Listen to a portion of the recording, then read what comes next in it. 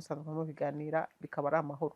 Icyo gihe rero uyu nguyu aba yamaramaje nyine ashaka yuko mukora imibonano ariko ntashoboye kwirekura ngo abikubwire kubera nyine ukuntu ateye, kubera ko atashobora kubivugisha umunwa we. Akaba rero muri we aba yumva yibitsemo ibyifuzo, yumva yakubwira ariko nanone ntashoboye kukubwira, akumva nyine wamufasha icyo gikorwa kikaba, ibyo bindi ukaba ubyihoreye.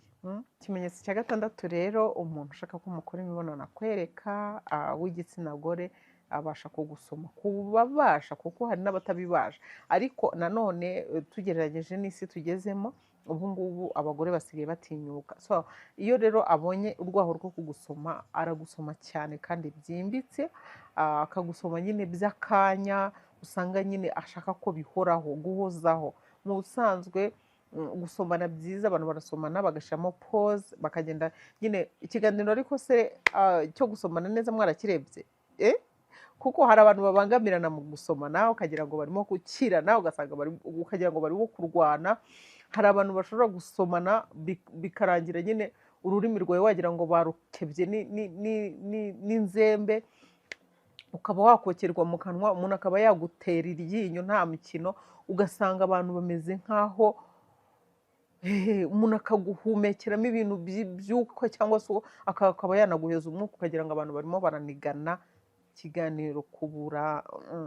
Ikiganiro kirambuye cyangwa se ku burebure cyerekana etape zo gusomana mu buryo bwiza buri romantike. Abatarakirebye mukirebe, kirahari ku Murimbo TV.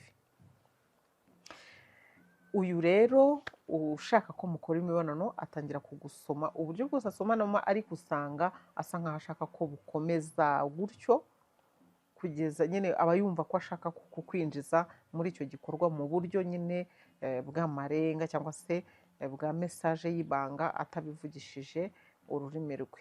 Ikimenyetso cya karindwi rero kizakwereka ko umugore ari gushaka ko mukora imibonano, ushiduka intoki ze zatangiye kwerekeza ku myanya yawe y'ibanga cyangwa se ahantu hawe h'ibanga, rwose ugashiduka yagukoze nko kuri